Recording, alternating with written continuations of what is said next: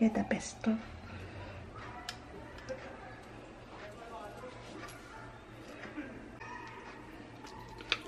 Oh. Sarap. Ito na ba yung chicken? Oh my God, sarap. So guys, ang gagawin ko muna pala, dahil bukas natin ito lulutuin, ngayon palang gabi, imamarinate na natin siya. Ayan. So meron tayo dito, ano ba ito? 1 kilo, ito nyo ba? 1 kilogram of chicken wings. Ayan. So tara, magasan muna natin itong ating chicken wings. So mom, ito na yung ating mga chicken wings, chicken na macaroni. Ayan, chinap ko na siya ng paganyan. And then, tatanggalan ko ng mga dulo. Ayan, tsaka dito may dulo din yan. Yan, tinanggalan ko siya. Titimplahan na po natin siya. Yan, so maglalagay po tayo ng Coke. Ayan, so napaka-importante po ng Coke sa recipe na to. Ito po yung magbibigay, parang tenderizer natin, magpapalambot sa ating chicken at magbibigay ng mas flavorful. Yan, so ako tinansya ko na lang ha, pero sa measurement ko nito ay 1 cup. Yan, basta makalubog lang yung ating manok. Ayan, so meron pa rin natin ang Coke. Inumin ko ito mamaya. Gagamitin pa natin yung bukas. And mag-add ako ng soy sauce. Ayan, yung mga measurement po, nasa description, paki-check na lang. Pero pag nabasa niyo yung measurement nito at lagi kayo dito sa channel ko, makikita nyo, very familiar siya. And then maglalagay po tayo ng bawang. Yung bawang ko dito, hindi ko siya ginawang minced. Pero doon sa isang recipe ko, minced garlic yun. Massage natin gently.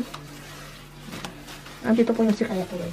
Diba? Parang babae lang yan eh. Pag minamassage mo, mas nagiging, alam mo na, ganun din yun sa manok. Pag minasahin mo, sasarap siya. Tapos, imamarinate ko pa siya overnight to. Sobrang ganitong kapit na sa kanya. Diba? Meron pa tong dapat pamintang durog, pero bukas ko na lang ilalagay yung paminta. Bibili muna ako. So, ayan na. Okay na to. See you tomorrow para sa ating napakasarap na chicken recipe na I'm sure na it's another blockbuster sa inyo pag natikman nyo. Yan. So, i-cover ko lang siya. And then, ilalagay ko siya sa ref. Sa ref po, hindi po sa freezer. So, ito na yung ating minarinade kagabi. Ayan. Bango niya sobra. Ang gagawin ko lang po, i-massage ko lang siya ulit. Para mas, kumapit yung lasa. Kumapit na siya actually kasi overnight na eh. Tanggalin ko lang po yung mga chicken dito sa ating marinade.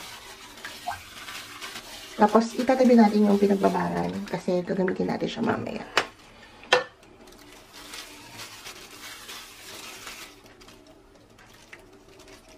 Bango niya, moms.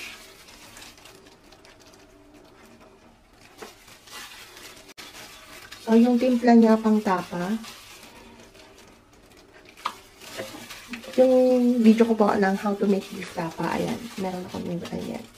Upload yan. So, check nyo rin. Baka gusto nyo i-try gawin. So, marami nang nakatry.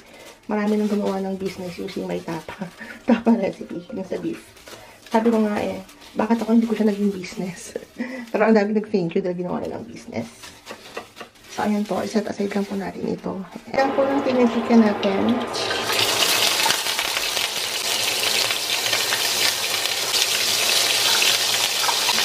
Sobrang bango. Balik na rin natin sa agad. So, hindi po natin siya lulutuin ng talagang as in pritong-prito. Ma-make sure lang natin na nag-brown yung both sides niya. Kasi ito-continue po natin yung luto nito mamaya.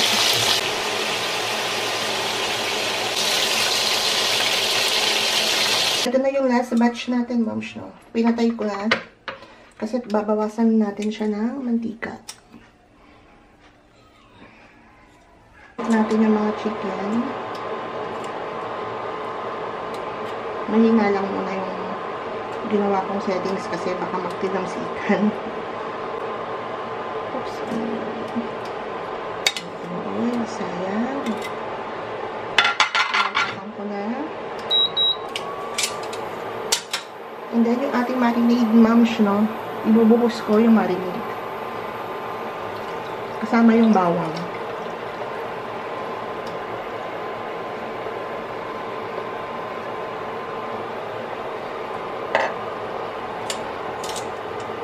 Tapos, hayaan natin siyang kumulo. Kumulo, tsaka ko siya tatakpan. So, ayan na, moms, kumukulo na siya. Ngayon, tatakpan na natin siya. And then, simmer lang natin siya sa medium to low na settings. Wait lang natin na mag-evaporate. Yung medyo matuyuan siya ng konti. Kasi may ilalagay pa tayo sa kanya. So, babalikan na lang natin.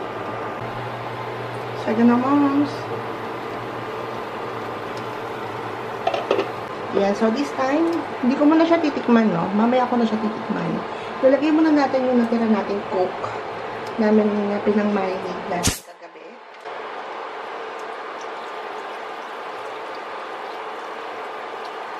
Tinungos ko lahat, ma'am, siya. So, ang ginamit natin is 500 ml ng coke.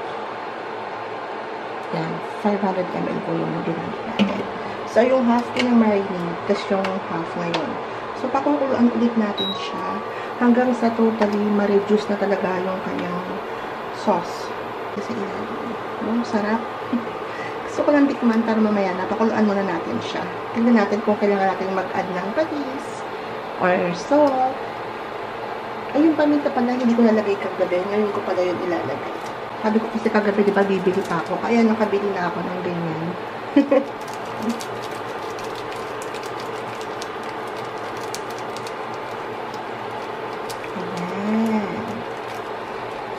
And wait lang natin siyang kumulo bago natin tikman. Haluin na natin.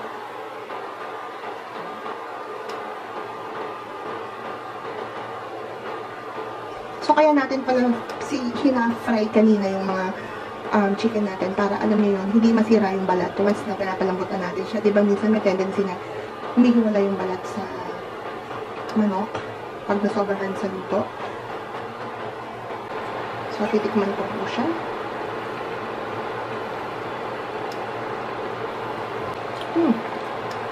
Mega dun sarap. Mamaya, pag natuyuan siya ng konti, titikman ko siya ulit kasi the more na marireduce tong coke sa chicken natin, the more na yung, alam niyo, yung mag-rebuild siya ng mas matinding flavor.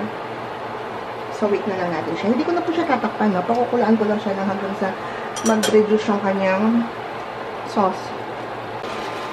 So, ayan, ma'am, sure, malapit na siyang matuyuan. So, bago matuyuan, gaya na sabi ko, titikman natin para malaman natin kung mag-add ba tayo. Kita niyo yung color niya. Titikman ko na lang na undot ko. Ayan. Oh my God, hindi na po. Sabi sa inyo habang tumatagal, mas lalabas yung lasa niya. Kasi, di ba, yung coke, pag tinuto mo ng tagal, di ba, nag-form nga yan na parang may sugar. So, yung tamis galing na sa coke. And then, yung lasa ng marinade, sarap. So, ang gusto ko dito, medyo may sarsa ng konti. Konti lang naman, para sa kanin. Mas masarap kainin. Pero, kung gusto niyo itong parang pangkulutan, maganda to yung, alam niyo, yung kapit na kapit yung sarsa niya sa kanya. Para medyo pinatuyuan niyo. Juliana, ano bang gusto mo to? May konting sarsa o medyo tuyo? Sarsa. Bango? Super. Yummy. Meron pa ba niya?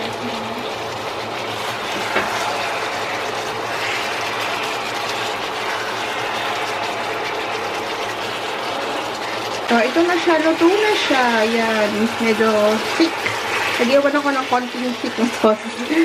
Yan. Para medyo may pangsabaw tayo sa kanin. So, nasa sa inyo po yun kung gusto nyong tuyo. Sobrang baw nito, ma'am. Tara na po. Kain na po tayo. Tikman na natin ang ating chicken tapa. Chicken tapa sauce. Ano ba? Chicken in tapa sauce. Yung sauce talaga nito is the best. Alam niyo, yung sauce pa lang, ulam na talaga. Gusto ko sa ibabaw ng rice para yung sarsa. Oh, sarap. Ito yung sarsa niya, the best to.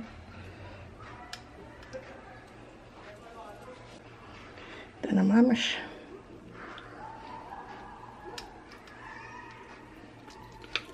Oh,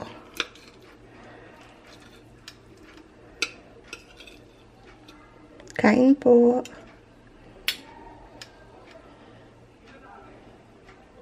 Tanya pa yan, mama. So.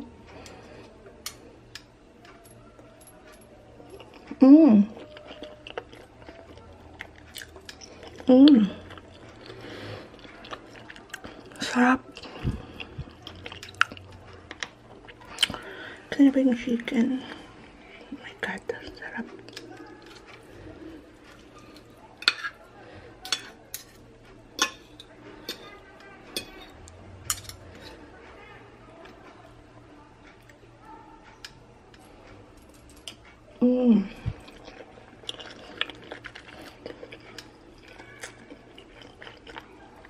Sobrang sarap, moms. Kailangan nyo itong itry.